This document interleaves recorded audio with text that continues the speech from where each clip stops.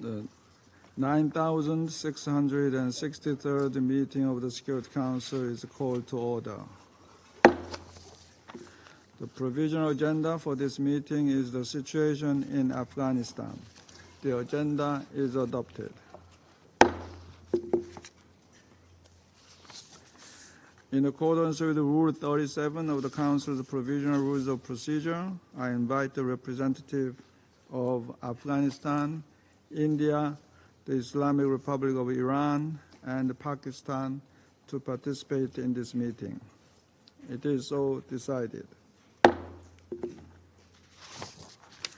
In accordance with Rule 39 of the Council's Provisional Rules of Procedure, I invite the following briefers to participate in this meeting. Ms. Rosa Otunbayeva, Special Representative of the Secretary General and the Head of the United Nations Assistance Mission in Afghanistan. Ms. Lisa Doughton, Director, Financing and Partnerships Division, Office for the Coordination of Humanitarian Affairs. And Ms. Maniza Wafek, Civil Society Representative. It is so decided.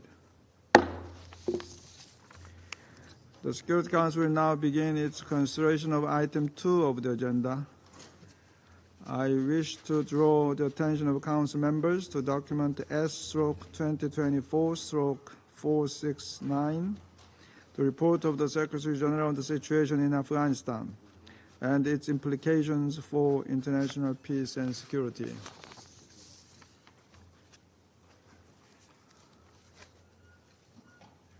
I now give the floor to Ms. Rosa Otunbayeva.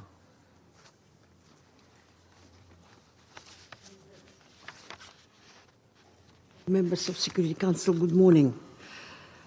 The stability in Afghanistan that de facto authorities have continued to maintain, despite what I perceive as growing signs of popular discontent, should not hide the fact that as an international community, we are still in a crisis management mode.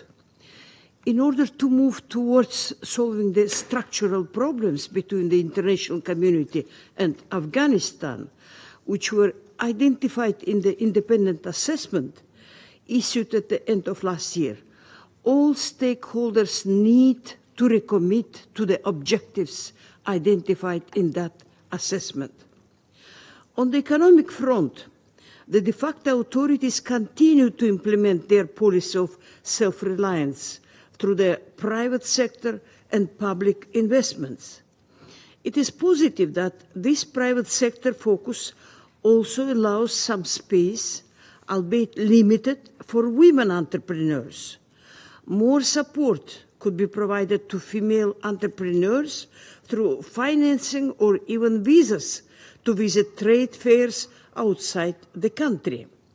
Afghan private sector actors generally note an improved environment, such as better security and reduced corruption for business activity, while citing concerns regarding the lack of a clear legal framework, low demands, ongoing difficulties in making international banking transactions, and gaining access to international markets. More than $7 billion have been provided by international donors for humanitarian assistance, and more than $4 billion to support basic human needs to the Afghan people since the Taliban takeover. Yet, Afghanistan remains beset by massive poverty that leaves the population even more vulnerable to the many natural disasters that we have seen over the past few years as a result of climate change. Afghanistan has a almost zero carbon footprint, but is the sixth most vulnerable country to climate change and the least prepared to address climate shock.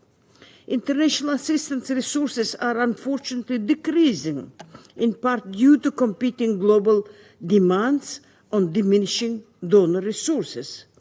The 2024 appeal of some $3 billion is only 20% funded. Donors would be more assured of the effectiveness of their assistance if the de facto authorities removed restrictions on women working for NGOs and the UN and provided greater transparency on how much revenue they are raising and what it is being spent on. The engagement of the region in promoting greater trade, diplomatic contacts, and economic investments has improved stability in Afghanistan. These have been aided by much improved security and reduced corruption. The region has valid concerns about potential threats of terrorism or extremism emanating from Afghanistan, as well as the need for greater cooperation on counter-narcotics. But these efforts to promote stability through pragmatic engagement, especially in the economic field, are positive and necessary and should continue. I highlight these developments for two reasons.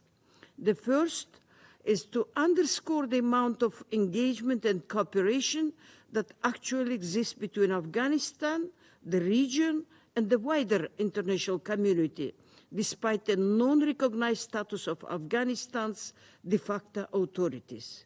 Second, many outside Afghanistan tend to underestimate the positive developments that have taken place in Afghanistan, including ongoing humanitarian access, while the de facto authorities tend to underestimate the contributions of the international community to the successes that they claim. President, on the surface, political stability has been maintained. On the other hand, there is little space for internal dissent. Political parties and civil society organizations have been banned, and there are increasing restrictions on the activities of some prominent non-Taliban political actors. The media also faces constraints on what is allowed to report. Stability that depends on the suppression of opposing ideas is inevitably fragile. Since my last briefing, there have been several popular protests against the policies of the de facto authorities, especially those policies that have affected people's already strained livelihoods, including the ban on opium cultivation. This is a relatively new phenomenon. In some cases, attempts to repress these protests have led to deaths, to heavy-handed responses of de facto security institutions. This highlights the fact that de facto authorities lack predictable, transparent, consistent institutions for receiving feedback from the population, where they can approach the de facto authorities without fear. Such institutions are essential for internal political legitimacy. As has often been said before, domestic legitimacy is critical for international legitimacy. The continued application of corporal punishment, often for crimes against the de facto authorities' rigid definitions of morality, is also of concern. Public executions of individuals sentenced to the death penalty is on contravention of international human rights standards. The Secretary General strongly opposes the death penalty, which is incompatible with the right to life, and urges all states which maintain it to establish an immediate moratorium on executions with view to prohibiting their use altogether. Ongoing restrictions on women and girls who have now endured more than 1,000 days out of school have tragic direct effects on the lives of half of Afghan population and indirect impacts on the population at large. United Nations engagements with Afghan women reveal growing levels of depression among women who, apart from being denied education and restricted in their movements, also feel that they are becoming less respected in their homes and less involved in decision-making. Information has emerged that Afghan civil servants who have been forced to stay at home facing now drastic cut in their salaries, provoking concerns that they will be not able to pay their rents or support their families. UNAM is seeking now clarification with the de facto authorities on the validity of this instruction. These restrictions deprive the country of vital human capital that it needs to implement the Taliban's own policy of self-reliance. They contribute to a brain drain that undermines Afghanistan's future. By being deeply unpopular, they undermine the de facto authorities' claims to legitimacy. And they continue to block diplomatic solutions that would lead to Afghanistan's reintegration into the international community. UNAMA raises these arguments on every occasion with the de facto authorities, but we receive no convincing explanation as to why these policies continue, only vague, unfulfilled, and increasingly unbelievable promises that they are being addressed. I would also like to note with gratitude the efforts of the Organization of Islamic Cooperation, which through its regular contacts on the ground in Afghanistan and high-level visits, including those of prominent Islamic scholars, has continued to advocate for a reversal of these bans and reiterate that they have no basis in Islam. The larger picture, however, is that the relative stability the de facto authorities have maintained since the takeover and the stated interest in rejoining the institutions of the international community remain an opportunity that must continue to be tested through patient and thoughtful diplomacy while keeping international standards at the fore. The mechanisms for this engagement are largely in place. They have not been sufficiently exploited, however, by either the international community writ large or the de facto authorities. President, one of these mechanisms, the third meeting in the large group Doha format, is scheduled to take place in 9 days. This meeting has generated significant expectations that cannot realistically be met in a single meeting. We are trying to establish a process and preserve an important mechanism of consultation. We must be realistic about how much each meeting in this process can deliver, especially at this early stage where confidence and trust are insufficient. For this process to truly begin, it is essential that the de facto authorities participate at Doha. We welcome recent statements from the de facto authorities that they are preparing to attend.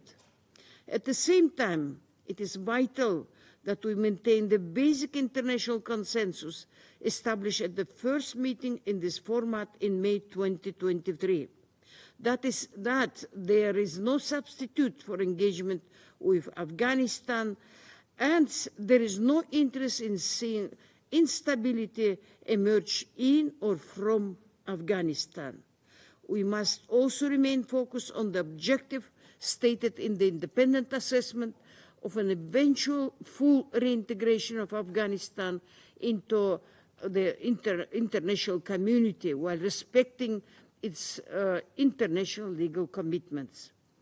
It cannot be repeated enough that this sort of engagement is not legitimization or normalization.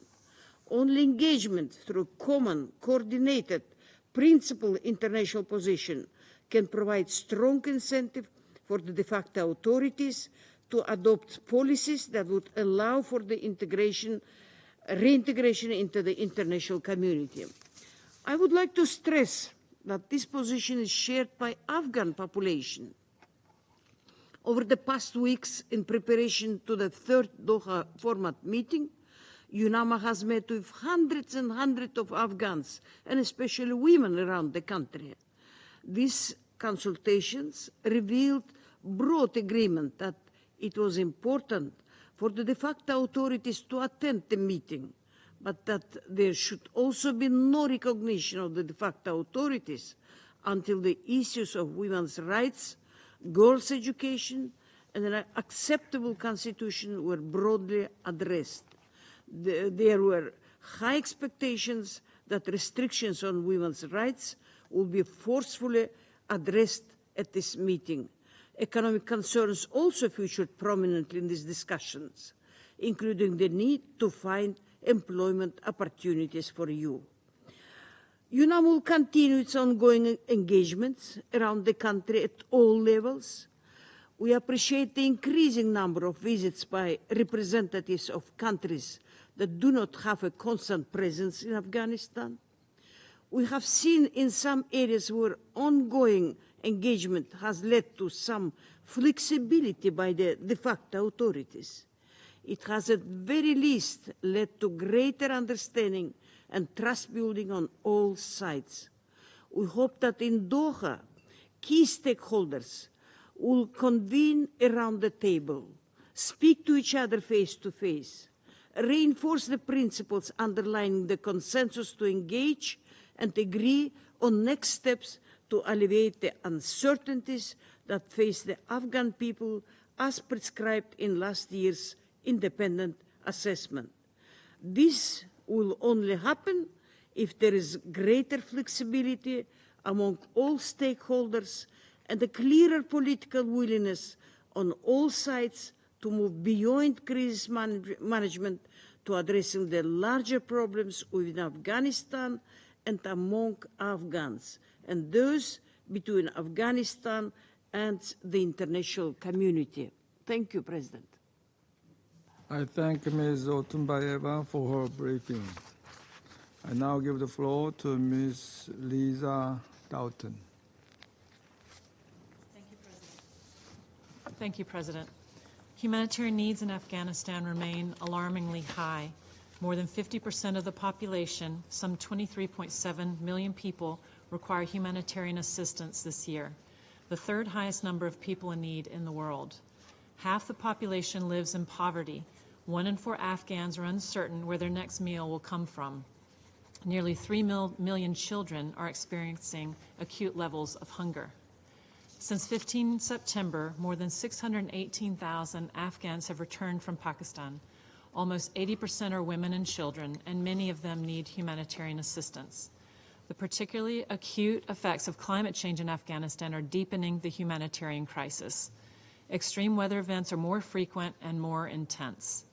Some areas in Afghanistan have warmed at twice the global average since 1950. Decreasing rainfall and recurring drought-like conditions have contributed to a large-scale water crisis. Annual droughts are now predicted to be the norm by 2030. The likelihood of flash flooding has also increased even when rainfall is not especially heavy. In April and May, almost 120,000 people were affected by flash flooding and mudslides, primarily in Afghanistan's northern, northeastern, and western regions. Entire villages were destroyed, and more than 340 people were killed. Livestock and tens of thousands of acres of agricultural land were also lost.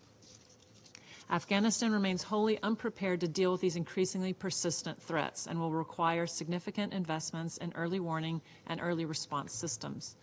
Efforts are already underway to establish anticipatory action programs to trigger support ahead of predicted climate events, but these will need to be sufficiently staffed and funded to bear fruit. Mr. President, Afghanistan will soon enter its 4th year under the Taliban de facto authority. No one has felt the impact more profoundly than women and girls. Decrees limiting their movement and participation in public life have left no part of their lives unaffected. It's been more than 1,000 days since girls over the age of 11 were banned from attending secondary school. This is equivalent to the amount of time needed to obtain a university degree, a warning of an inconceivable future without Afghan women, doctors, teachers, or engineers. The ban on girls' education is fueling an increase in child marriage and early childbearing, with dire physical, emotional, and economic consequences. Reports of attempted suicides among women and girls are also increasing. Despite restrictions on the ability to work, as well as the risk to their personal safety, Afghan women continue to participate in the humanitarian response. According to a March 2024 survey on the operational impact of the ban, 72% of respondent organizations are either partially or fully operating with both women and men. Half of respondent organizations have been able to secure localized arrangements to allow the involvement of Afghan women staff in field activities, up from 41% in July 2023. Mr. President, this is OCHA's 5th briefing to the Council since the adoption of the humanitarian exception in Security Council Resolution 2615. The resolution continues to play a critical role in enabling life-saving humanitarian action, which last year allowed some 28 million people, more than 60% of the population, to receive assistance. The humanitarian exception covers important eligible expenditures which are necessary to deliver that assistance. This includes rent on state-owned premises and warehouses, withholding tax on national, international NGOs, staff income, rent, and suppliers, visas and work permits for national and international NGO staff, fees for imports, utilities such as water and electricity, licenses for NGO registration, communications equipment, and municipal charges, and the payment of program implementation costs, for example, per diems for transportation and lunch for awareness-raising training sessions and monitoring missions. Recipient line ministries and departments include the Ministry of Finance, the Ministry of Economy, the Ministry of Interior, the Ministry of Water and Energy, the Customs and Revenue Department, and the Ministry of Transport and Civil Aviation, among others. The nature and modality of payments made under the exception have not changed in the last 3 years. Indeed, they're identical to those made under the pre-August 2021 administration of the Islamic Republic of Afghanistan. For example, customs charges remain at around $23 US per container or shipment, a rate that has not changed since the time of the Republic. All payments made under the exception constitute predictable, budgeted operational costs necessary to maintain the humanitarian response in Afghanistan. As payments necessary to ensure the delivery of humanitarian assistance and other activities that support basic human needs, they are expressly allowed under Resolution 2615. They are in line with payments we make in every humanitarian operation globally. Mr. President, Resolution 2615 has also helped to reduce difficulties with processing payments and transferring funds into Afghanistan for these humanitarian purposes. The number of reported issues with financial transactions by UN agencies and NGOs has dropped from 87% in November 2021 to 40% in June 2024. The use of hawalas to transfer funds has consequently dropped from 68% in November 2021 to 32% in June 2024. Yet challenges remain. Our partners report ongoing limitations on both the transfer and withdrawal of funds, as well as delays in transferring funds. Some 18% reported having a financial transaction to Afghanistan refused. These challenges continue to affect the humanitarian response, with agencies having to delay project implementation, suspend programs, or assist fewer beneficiaries. Mr. President, we continue to strengthen and expand risk management procedures in Afghanistan. The contractor information system that we referred to in December's council meeting is now up and running. This system facilitates information sharing on the partners, contractors, and other providers of goods and services used by various UN agencies in Afghanistan. It aims to minimize duplication of efforts and provide a quick reference source on new contractors. It allows contractors and service providers acting contrary to the UN Code of Conduct to be blacklisted.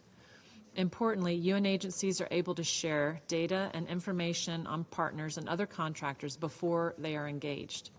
Humanitarian organizations also make every effort to ensure that aid reaches its intended beneficiaries. Steps are taken at various stages in the assessment, planning, distribution, and monitoring phases of operations. These include, but are not limited to, direct monitoring and third-party monitoring to correlate reported performance delivery with actual outputs and reported expenditures, on-site financial verifications on segregation of duties, accounting procedures, cash management, procurement and contracts, personnel contracts, internal monitoring, fraud prevention, and test compliant and feedback mechanisms, in-person and desk reviews to check the accuracy of financial reports, as well as review partner general ledger data and bank reconciliation.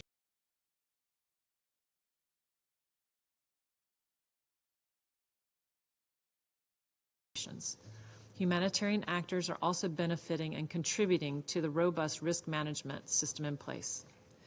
Mr. President, despite the many challenges, 9.9 million people in Afghanistan received at least one form of assistance from January to March 2024. However, 6 months into this year, we've just received just $649 million US, which is just over 20% of the $3 billion required to meet the huge levels of humanitarian need. Life-saving programs have had to close due to the lack of funds, including 150 mobile health and nutrition teams. A further 40 teams are at imminent risk, potentially depriving 700,000 children under 5 of vital nutrition treatment services for severe acute malnutrition. The lack of funds is also imperiling the last 2 mine clearance and mine victims assistance programs in Afghanistan. These programs will cease in the coming month if additional funds are not received. This is at a time when 3.4 million people live within 1 kilometer of explosive ordnance contamination, including 475 schools and 230 healthcare facilities. I could go on, Mr. President, but the list of programs on the verge of shutting down is simply too long. Council members will find the full list in the recently published Critical Funding Gaps analysis. Mr. President, Afghans continue to feel the compounding effects of climate change, poverty, and oppression. Millions of people depend on humanitarian assistance for their everyday survival. We urge donors to fully fund the appeal for Afghanistan so we can continue to provide this life-saving support. but there's a risk of slide into even greater hardship. We must also find ways to support the Afghan people with longer-term solutions to help lift them out of poverty and withstand a deepening set of climate-related shocks. Nothing is easy in Afghanistan, but with sustained assistance, we can support people in the realization of a life with peace, stability, and hope. Thank you. I thank Ms. Doughton for her briefing. I now give the floor to Ms. Maniza Wafek.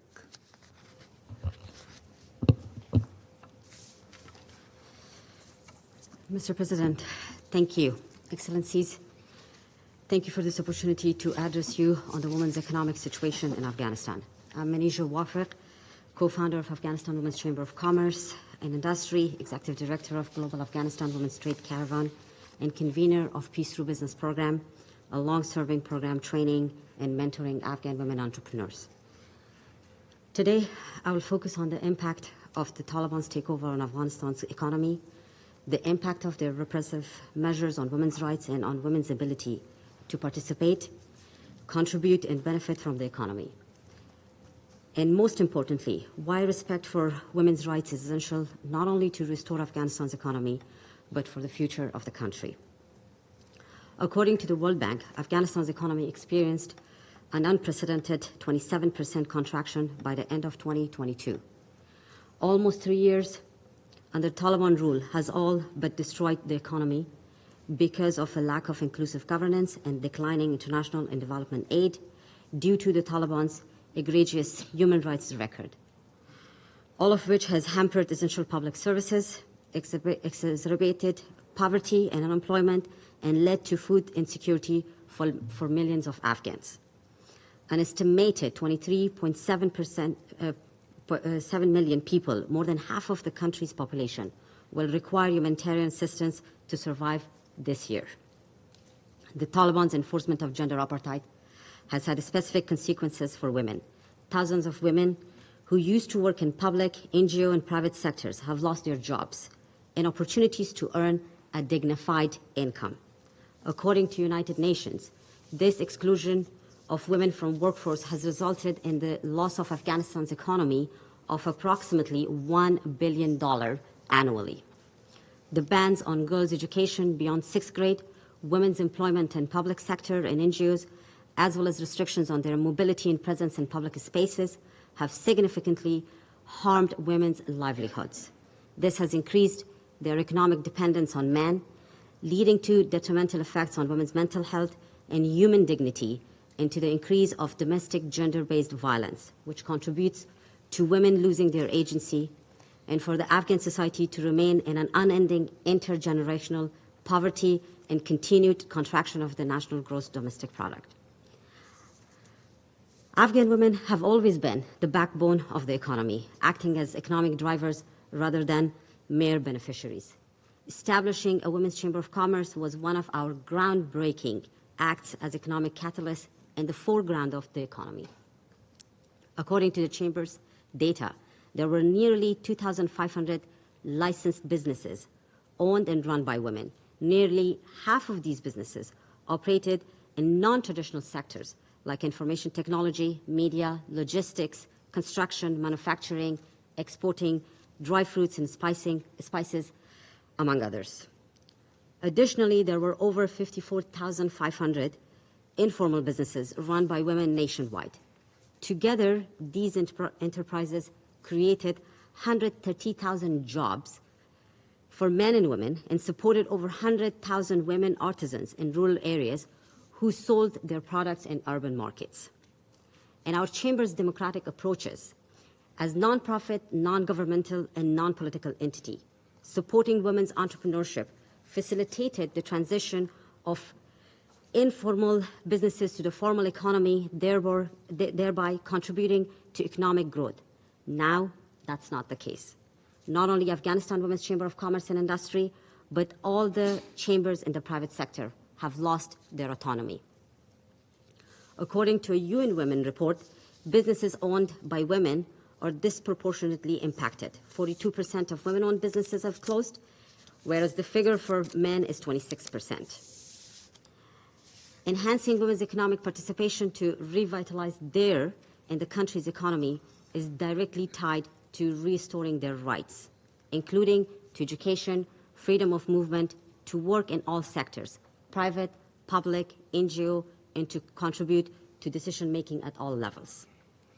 Excellencies, before I discuss recommendations to enhance opportunities for women's economic participation, it's important to recognize the uncertainty of whether the Taliban may impose further restrictions on women's economic activities or exploit the international community's focus on the economy and private sector for their own political and economic gains.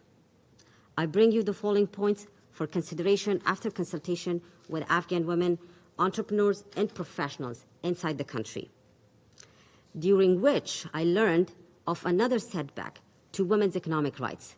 The Taliban issued a circular reducing the salaries of women employed by the former administration to 5,000 Afghani, which is $70 per month, regardless of their roles as educators or medical personnel. This amount fails to cover basic living expenses, such as monthly rent. So, first and foremost, Taliban must reverse all the bans on girls' and women's rights, such as education, their employment in the public and NGO sectors. Taliban must remove restrictions on women's mobility and their presence in public spaces, as these are fundamental to their economic participation. It has been 3 years since we have had any female high school graduates who could have pursued higher education and professions needed in Afghanistan's social and economic affairs. I would like to remind you of Resolution 2681 that called on swift reversal of all restrictions on women's rights.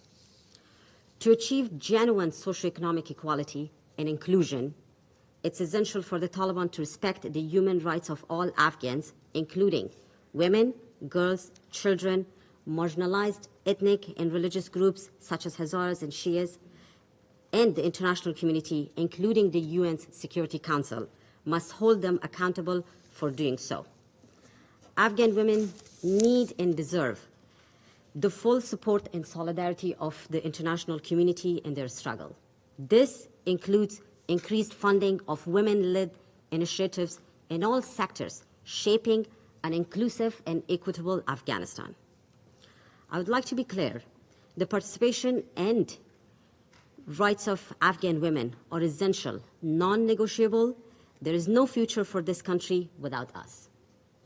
I urge you, the Security Council and the international community, to do everything in your power to ensure that women and women's rights are front and center in your deliberations on Afghanistan, and that nothing you do normalizes or legitimizes the Taliban or their treatment of women and their rights. As you work towards this goal, I would like to offer some practical recommendations that can support women's participation in the economic sector for the short term. In private sector, where there are no current restrictions on female employment, efforts should be made to expand opportunities for women and maintain the current workforce. Initiatives like safe working environments and transportation can be pivotal in achieving this. It's critical to prioritize the promotion of youth and women's entrepreneurship. This can be achieved through capacity development initiatives, foundational training in business management and mentorship programs. And to enhance women's access to finance, one should not only rely on expensive microfinance or one-time grants, but a long-term loan with low interest combined with comprehensive training and mentoring. Establishing sectoral associations for women businesses can facilitate their collective strength for economies of scale, an approach to enhance product quality and expand markets reach both domestically and internationally. Within the realm of entrepreneurship, it's important to emphasize the digital economy's use for Afghan women, even though it may seem far-fetched. Use of digital means will facilitate access to global markets, networking, and attending regional and international events. Digital literacy and digital equipment should be provided to all women businesses, formal, informal, non-traditional, traditional, home-based, and agriculture. It's not enough to rely on facilitating virtual participation in training, business conferences, and other events. Regional countries and beyond should provide special visa support and sponsorships of travel for women business owners and women employees of private sector. Long-term programs are needed to help women's home-based and agricultural businesses expand beyond their homes and villages to reach districts, cities, and beyond. Without reversing current restrictions on girls' education, higher education, and mobility, these home-based businesses may stagnate or remain dependent indefinitely. This underscores the importance of providing strategic support to women's markets and business hubs across all provinces. These are spaces outside women's homes. These are spaces that will enable women business owners, aspiring entrepreneurs, and female employees of the private sector to convene, network, and establish local markets for goods and services produced by women. As I conclude, I emphasize the upcoming Doha 3 meeting of special envoys in the United Nations as a critical opportunity for member states to prioritize human and women's rights on the agenda. Afghan women's participation in discussing the country's economic, social, and political situation is crucial for ensuring the legitimacy of decisions made. Afghan women must be present and our voices must be heard. During the Doha 3 meeting, it's imperative that the international community maintains a clear and unified stance for any future cooperation, economic development, or engagement with the Taliban based on their commitment to upholding women's rights, children, ethnic and religious and marginalized groups' rights. And as all of you again discuss women's situation in this room today, millions of Afghan women and girls are imprisoned at their homes in a state of despair, enduring isolation and acute mental health, erased from society with no hope for future. It has been 3 long years. Let's restore Afghan women's rights, dignity, and freedom. Thank you.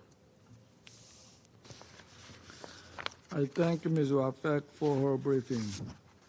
I now give the floor to those council members who wish to make statements. I now give the floor to the representative of Japan. Thank you, Mr. President. I would like to thank Special Representative Otunbayeva and Director Doughton of OCHA for providing informative updates on the situation. I also thank Ms. Maniza Wafek for her enlightening briefing on the challenging status of Afghan women. In 2 months, it will